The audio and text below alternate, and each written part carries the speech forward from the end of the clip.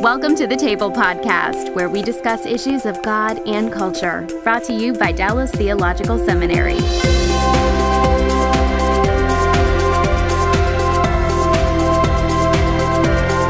Welcome to the Table. We discuss issues of God and culture. I'm Darrell, Executive Director of Cultural Engagement at Dallas Theological Seminary and the Hendricks Center.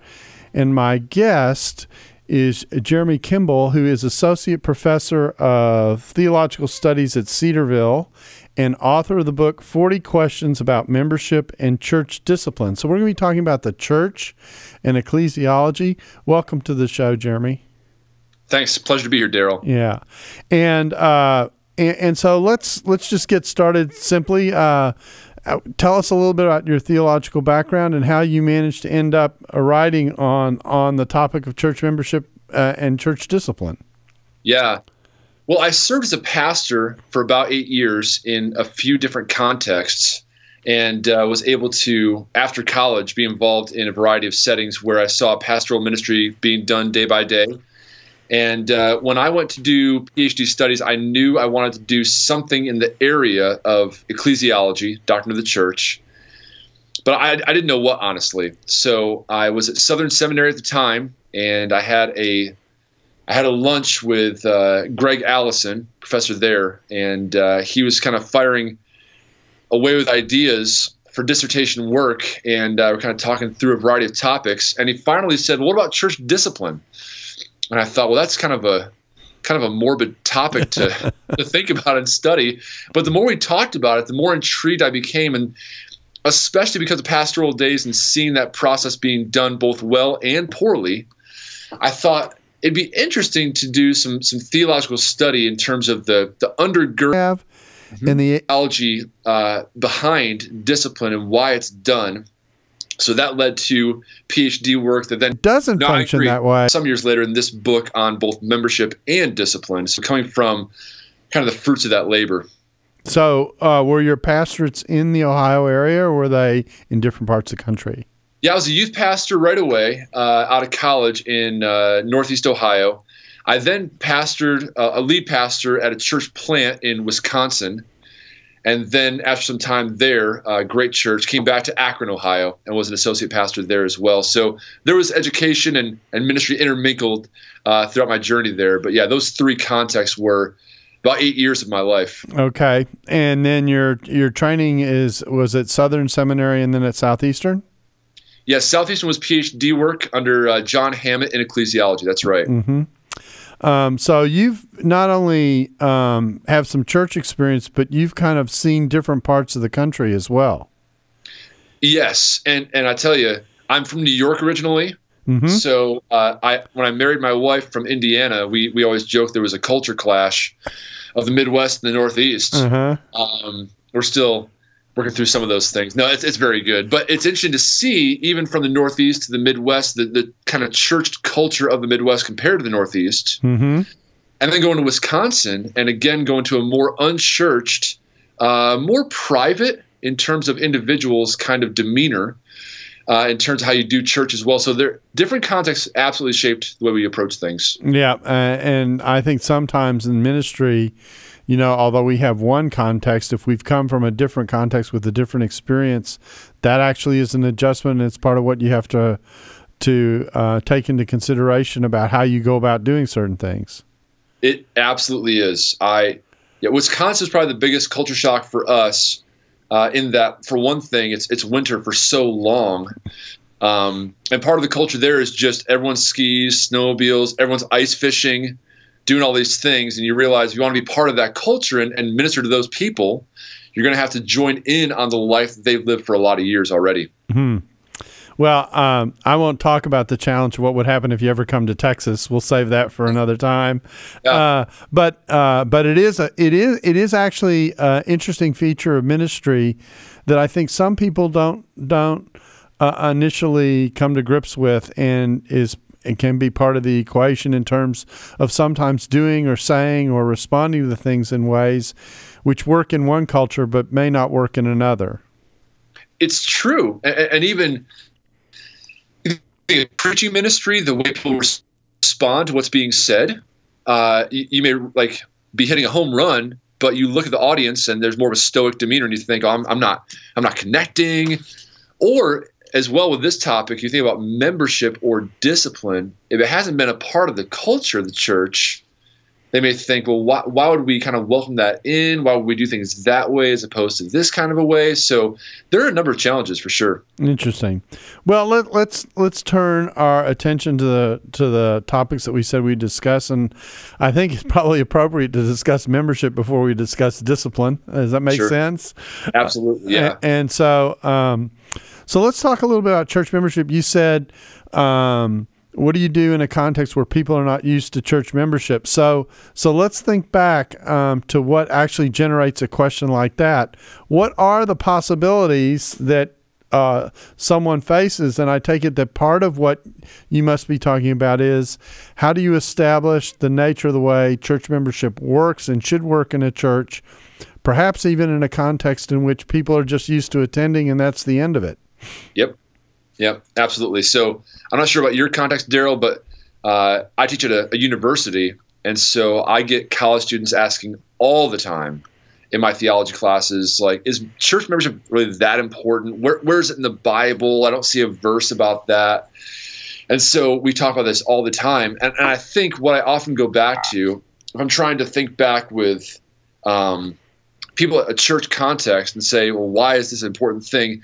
I try to go back to the big picture of the Bible with the covenantal structure especially. Mm-hmm. So thinking through the way in which God has made covenants with his people, and thinking through how does for example, Mosaic covenant differ from a new covenant context, mm-hmm. thinking through the people of God. So I want to go back to that and say, if we think about the Mosaic covenant in Israel, which is a big topic, obviously. Right.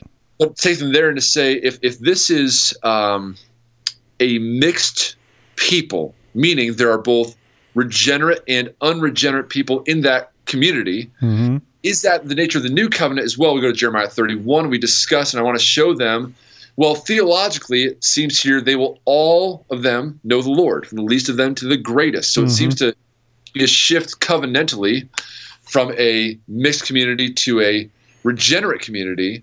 And so then we want to say, okay, how do we then decide and decipher and discern who's a part of this community of the church? Well, it's people that are regenerate.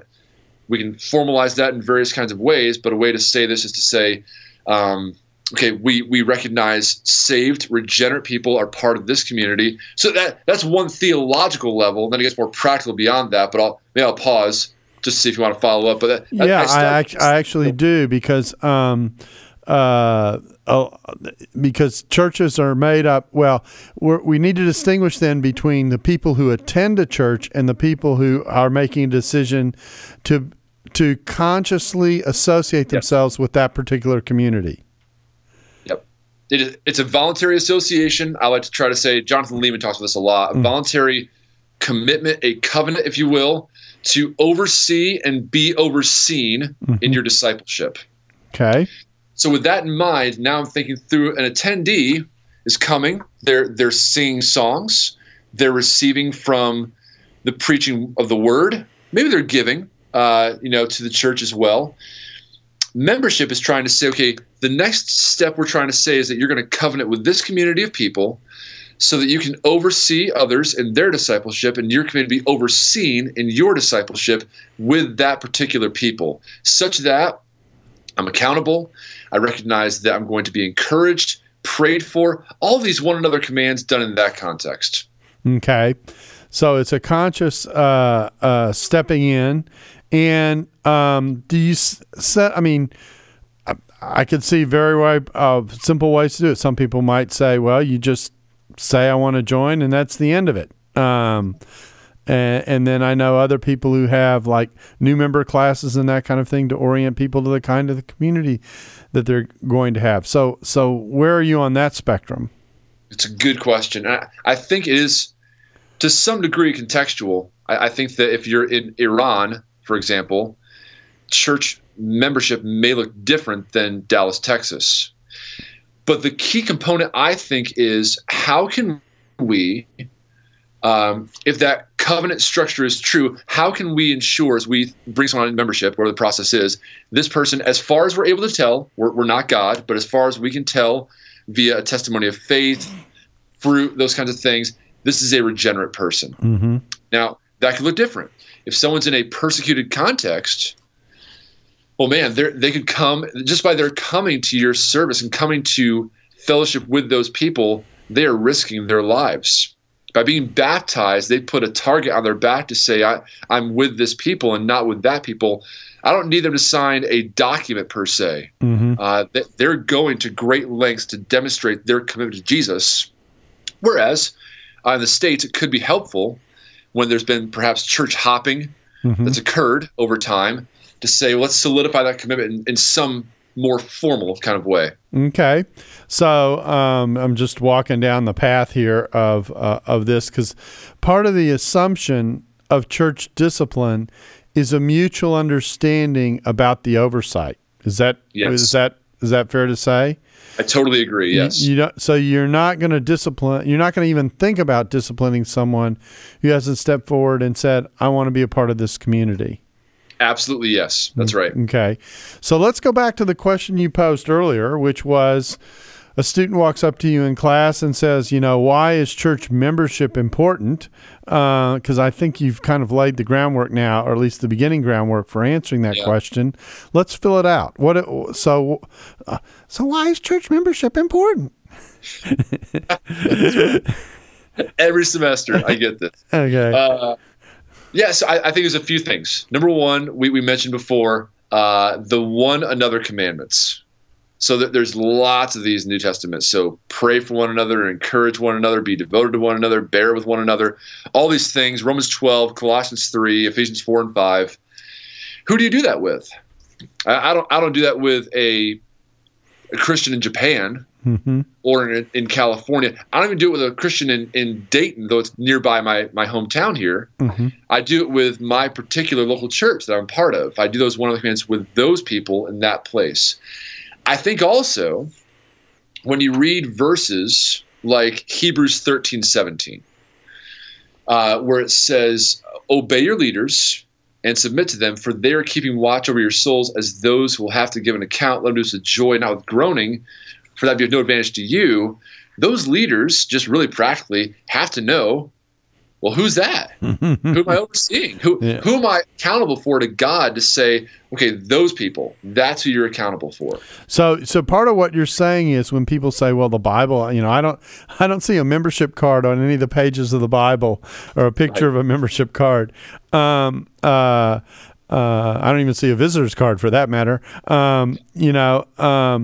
What you're saying is that there are assumptions about the nature of community and the acknowledgement that I'm part of a community in the language that tells you something's going on here. Something intentional is going on here. Yeah, we call it an inference from what we can deduce from the data that's there. But yes, I would say Acts especially seems to indicate there's this kind of assumption of joining in that kind of manner. Mm-hmm.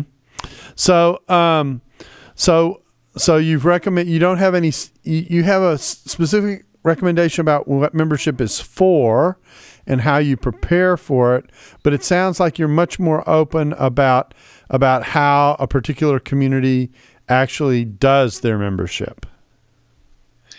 Yeah, I think that there's wisdom. We'd call it a wisdom issue in terms of a new members class. So, for example, I'll just share my church's context here. I serve as an elder at my church here in Cedarville, and our process is that we get someone who goes to a pastor at our church and says, "Hey, I want to join as a member." They would do actually an application, very short, but an application of a testimony of faith, where they would serve in ministry. They foresee that service aspect as well. Some other questions beyond that. They would then interview with a couple of the elders. They just ask them questions about what is the gospel, share your testimony of faith, and how you'd like to serve. Those main kinds of questions, maybe some others. And then we're congregational in nature in terms of our polity. We say the church votes on certain things. So we have videos of church members joining, giving their testimony in that way, and the church hears those. and affirms those when they recognize good affirmation of the gospel in those videos. That doesn't have to be the way it is wholesale. There could be an extended class you offer. There could be, I'm coming down an aisle to talk to a pastor to want to join. There's a brief interview there, ascertaining of a good testimony of faith, and to say, hey, church, this person wants to join the church. So there is a variety of ways that could be done. Okay. Now, I imagine you also talked about the privileges, benefits, and responsibilities of membership to some degree. So let's sort our way through those. Let's talk about privileges and benefits, and then we'll talk about responsibilities secondly. So what does a person gain by being a member? Obviously, they get a community with which they identify, but and a group of people with whom I say I'm going to, journey in my walk with Christ with these people. What else do you think they gain by membership? Well, I would just reiterate that, Darrell, too, because I think, and I'd be curious to hear your thoughts on this too, I think community is such an important facet of life, that people were so connected via technology, and even you and I right now are connected. Right. This kind of it's a wonderful thing, but real, genuine community where I am really known and really loved. Doing life together. Yes. Yeah. I think we just miss the beauty of being known in that kind of way. So, for example, today I was sharing in a theology class at our school here about ways in which we can overcome sin and temptation. Here's a benefit, I think. Ways of overcoming sin and temptation. And the students had lots of ideas. I had ideas as well. And the last slide I show in my PowerPoint for this lecture that I give is a picture. And it's a picture of my wife and myself and 4 other couples, all in my church, all in my Sunday school class, who I have a deep connection to. And even today, like when I was speaking about one facet of our relationship, I choked up, tears came to my eyes. My students see a genuine love that I have for them, they have for me. And I want to tell them, like, you must have that level of community. Hebrews 3 talks about exhorting one another day after day, as long as it's called today, so that we're not hardened by the deceitfulness of sin. And we desperately need that. And so I think just to reiterate your point there, to say that is so crucial as a benefit. So there's support, and there's presence, there's doing life together. There at least is the opportunity, potential to consciously minister together in a group as opposed as an individual. So that would seem to me to be a benefit.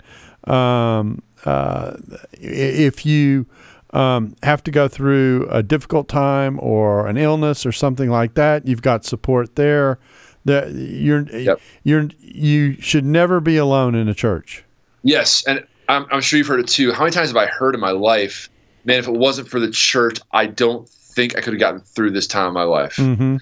I've heard that so many times spoken, and the hospitality, the ministry, the moments of deep grief and sorrow where the church is there. It's massive. And to your point as well, there's ministry synergy, we could say, right? Right. We could do a lot alone, but together we can accomplish more rapidly. Fair enough. So let's transition a little bit here and talk about the responsibility. So that's kind of what I receive. And one of the difficulties I think of church membership, in fact, church attendance today, is that people tend to view the church like a consumer. So, what is it doing for me? And they think about what they get from the church. But obviously the other half of church membership that's important from a Christian point of view is what you give to the church. Yes. And the way you view that relationship. So how do you talk about those kinds of things? Yeah, great question. And I want to point right away to texts like 1 Corinthians 12, Romans 12, and 1 Peter 4. Those are 3 that discuss spiritual gifts.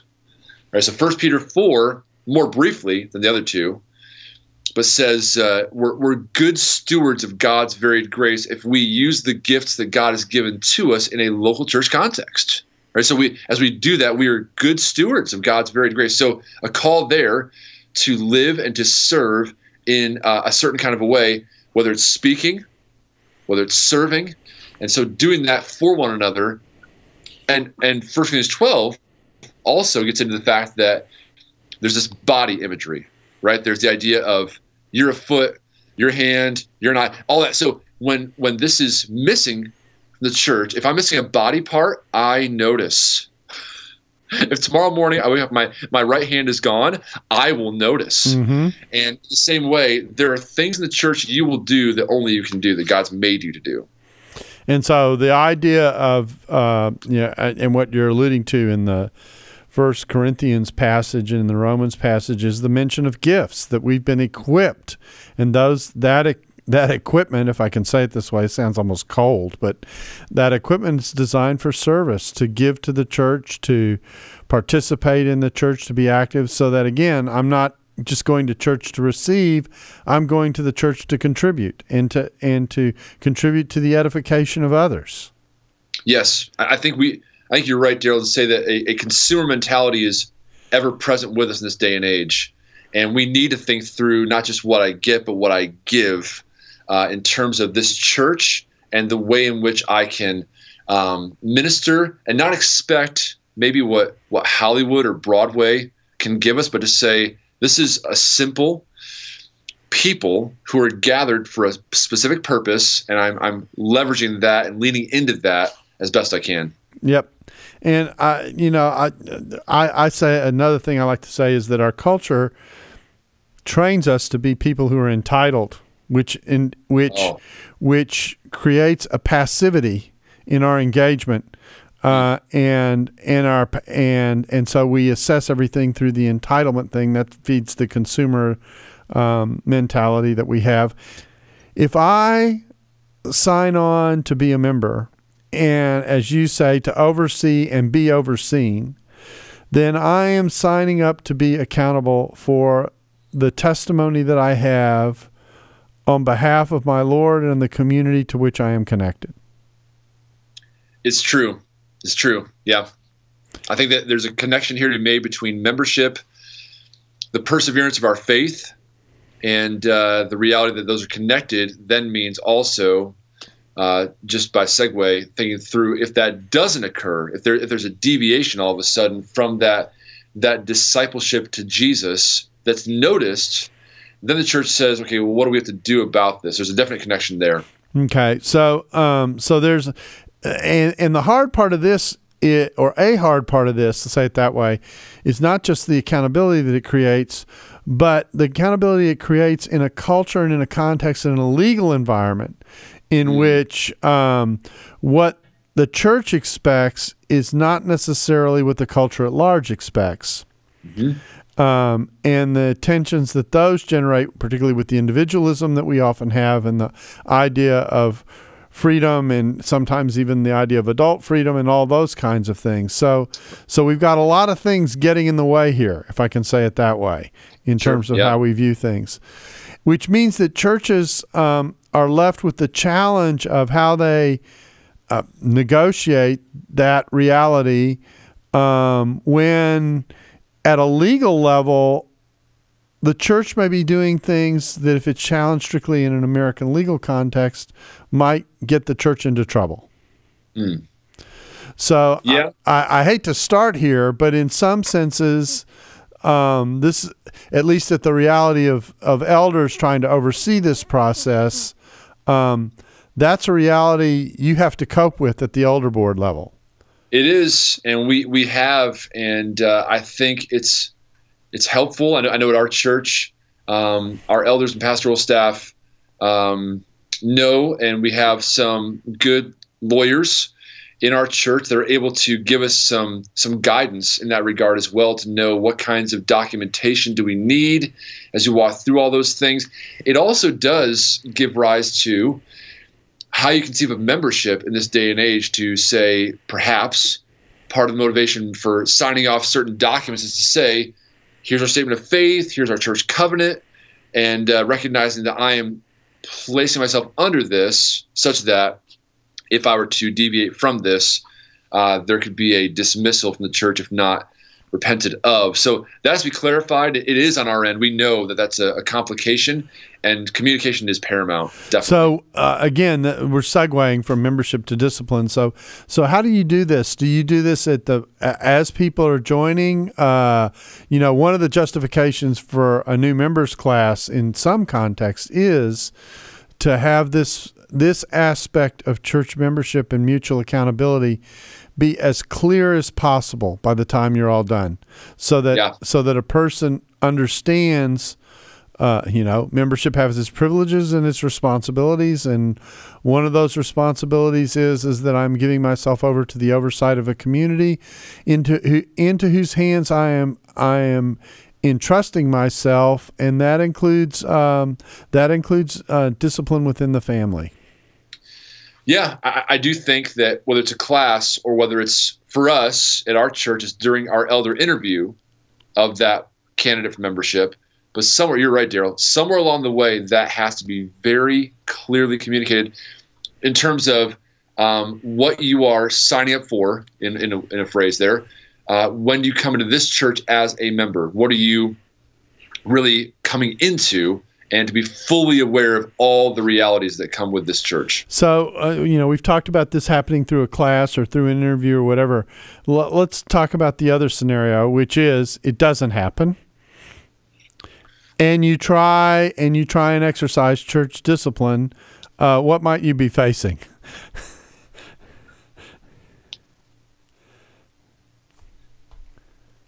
Yeah, I don't like that scenario. It makes me scared just hearing that. Yeah.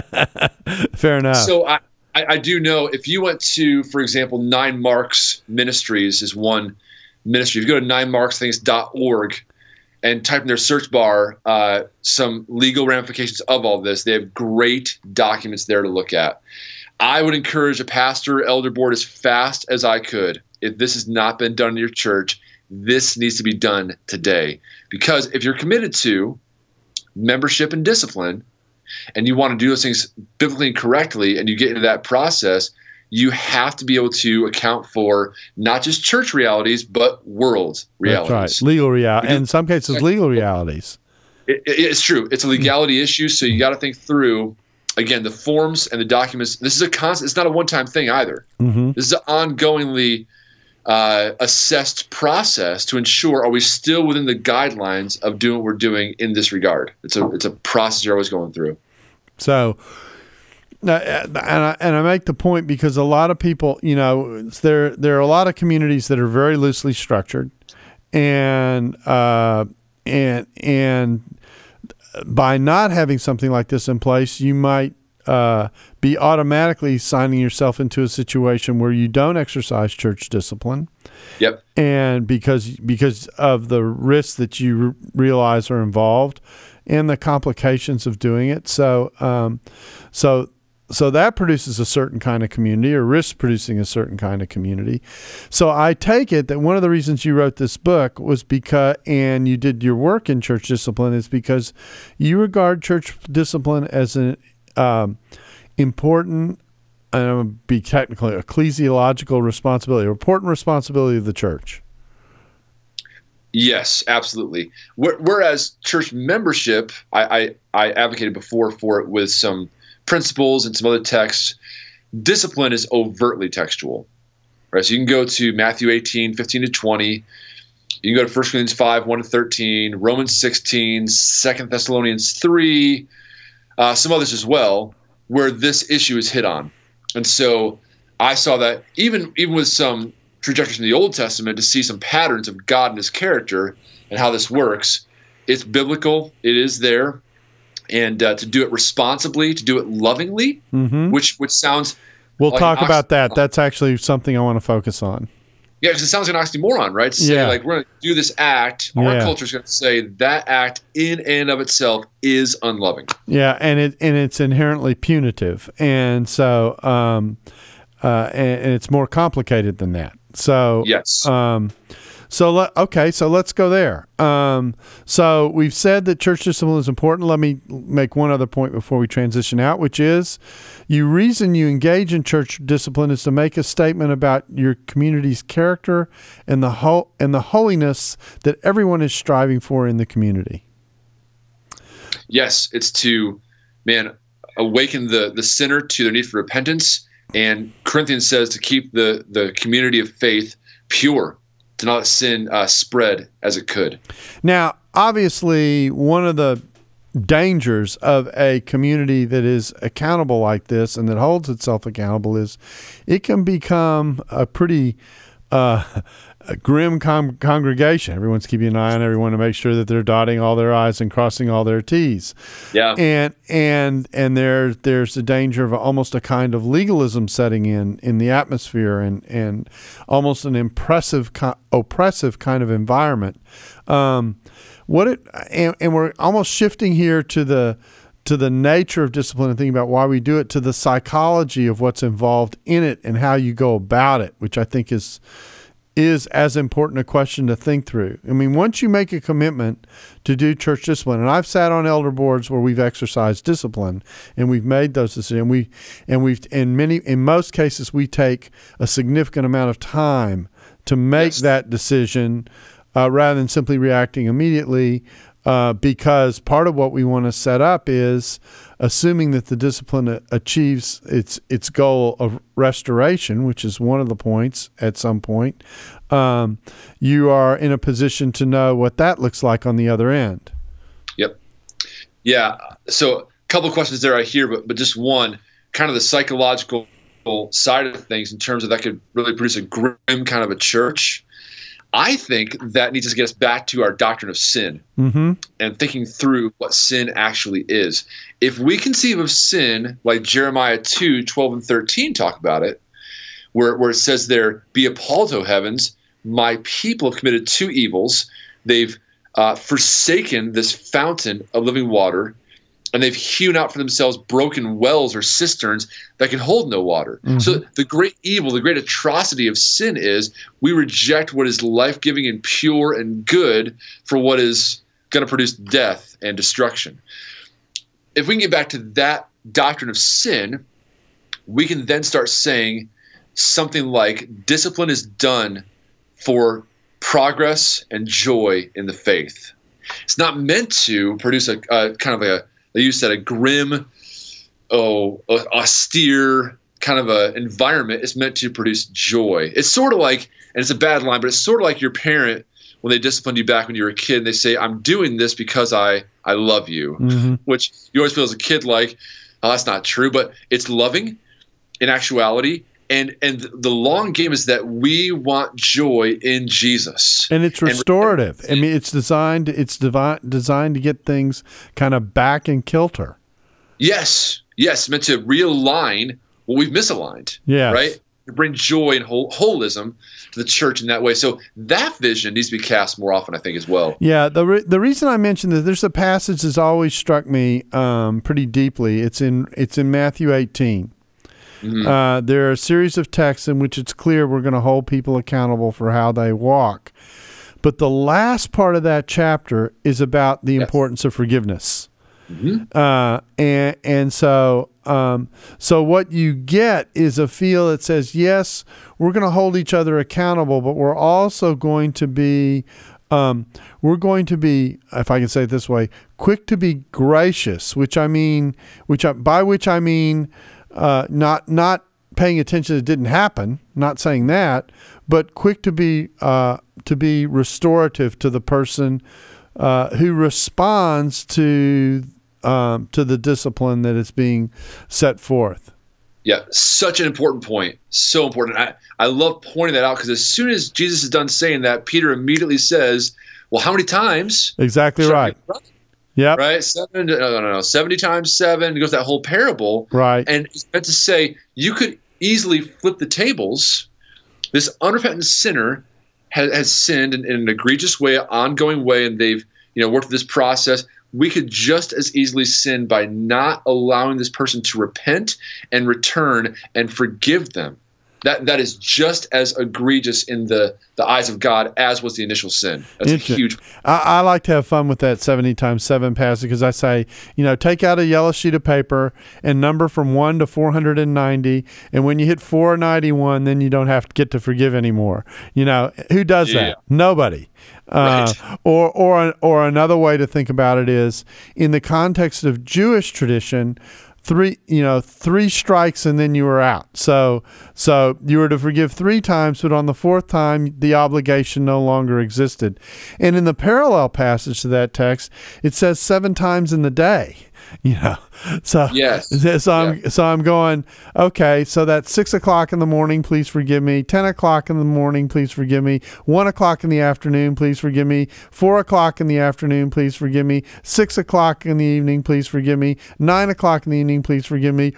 11:59 at the end of the day, please forgive me. And you're sitting here going, you mean, yes, you're to be quick to seek the restoration with the response.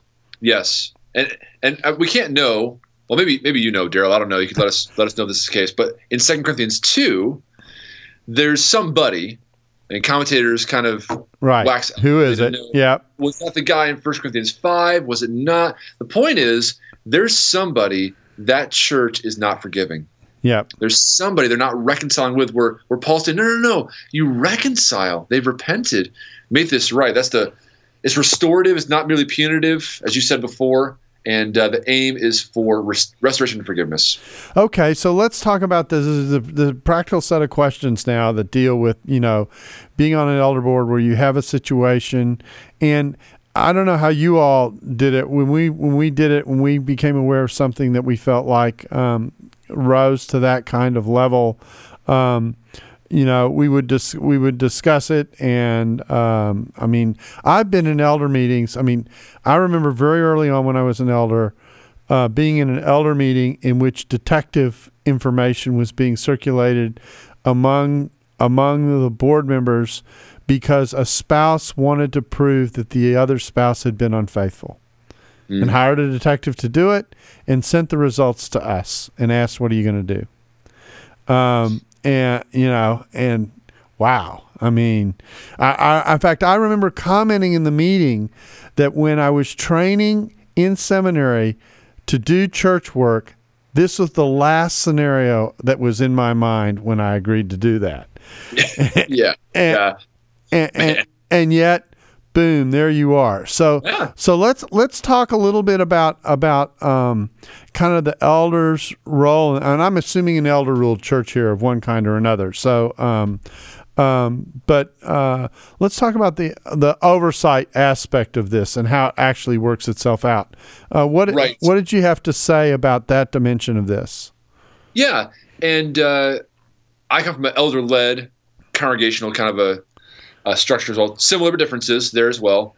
But, Matthew 18, we're going to agree and see this as there's a one-on-one kind of a reality that's done there to say you approach a brother or sister that's committed an offense, and it goes on to some witnesses if they refuse that, and you want them to receive it and be able to repent of that. But in our context, it was gone through a couple of those iterations of someone's approached them, they've kind of stiff-armed it. Next group, maybe some of the elders went with that person to be eyewitnesses and talk to them as well. Then we had, when I was dealing with a discipline issue last year even, there were 14 of us on the board, and just trying to work through and sift through the details that are there. And like you said as well, Darrell, it was slow work. We heard from somebody say, okay, you went to them, what was said, how did that work, and what was their response? And almost all of us talked to this individual just in life. We'd see that person say, hey, how's this going for you? I heard this, and they knew about that, and we would have conversations. There were lots of people. A few elders, though, were more concentrated, I guess, in their efforts to get at that. And eventually, after several confrontations, would bring it and say, this is what we're seeing. There's resistance. There's not really a movement toward repentance in this way. So now we got to move toward this step, and that would move toward eventually telling the church to say, hey, this has been going on. I want you guys, as you have ability and opportunity to approach this person and to plead with them, pray for them, ask them to turn from these things. And after a time of that, which was, again, some time to allow it to take place, there still was no movement, no repentance. At that point, we had to say, okay, now we need to move toward that point of what's called excommunication, removing them from membership of the church. Yeah, and there are all kinds of things that come to mind here. Oh, yeah. The amount of time that it takes to do this, that you are deliberate and slow and sure about it. The worst thing you want to do is discipline someone who doesn't deserve it. You know, and then and deal with whatever the array of factors might be that could be in play. So it's a very, very deliberative process. I think that's actually part of what the steps are in the Matthew passage, is to kind of begin to make that point. The other thing that is hard here, and this is where contextualization makes some sense. In a big city, discipline in some senses is harder because there's always another place to go. Yes. But in a small community where everybody knows everybody and there might not be many church choices in town, discipline becomes a bigger deal. And because there may not be any other place to go. And then another thing that's behind this is, I like to say, the quality of your community is tested by the way in which the challenge of the possibility of discipline is viewed. That if the community functions as a community where people care about the relationships that they have, and the affirmation and the support they get from the community, then the idea of being rebuked by that community is something that gives someone pause. But if it doesn't function that way, then discipline may not matter because the community hasn't generated the respect in response to be able to make that have a pop to it. Yep. No, I agree. So it brings three things to mind real quick. Number one, I think theologically, when Jesus says, let them be to you as a tax collector and a Gentile, if they're come to the point of removal, right? I want to say theologically to this person, like there's not evidence, not fruit being born that demonstrates what genuine Christianity looks like. So you'd say that, but for some they would say, well, I don't care what you think. I'm fine the way I am, and I'll go to this church down the road. So point two, I would say be in communication with churches. If it's in the area, if they move out of the area, you can't be doing everything, but if you can, be communicating to say, just especially so you know, if it's in a category like being a predator or something like that, then it's absolutely important that there be cross communication. You got to be communicating with the church to let them know this is what's going on. We dealt with this, just so you know. They've just started attending there. And third, you're right. You are spot on, Darrell, to think the idea of community, going back again to that real, the starting point. Yep. Seeing community, loving you. Now the loss is palpable. Now the degree to which it's said to us takes greater weight upon us, as opposed to just, I'm a consumer, I'm sort of back here doing my thing. Well, if you guys don't want me, I'll go down here to the street and go to that church and consume there. It's a very different mentality. Yeah. So, I mean, there are lots of elements. I mean, if the church is going to be the church and function as the church and care for people as a church and wrap their arms around someone to help them and lift them up and support them, et cetera, be everything a church is supposed to be, supposedly the loss of that is a loss that is appreciated by the person who risks losing it. Yeah, agreed. I think if you are in the life of the church, that is a great loss. Yeah.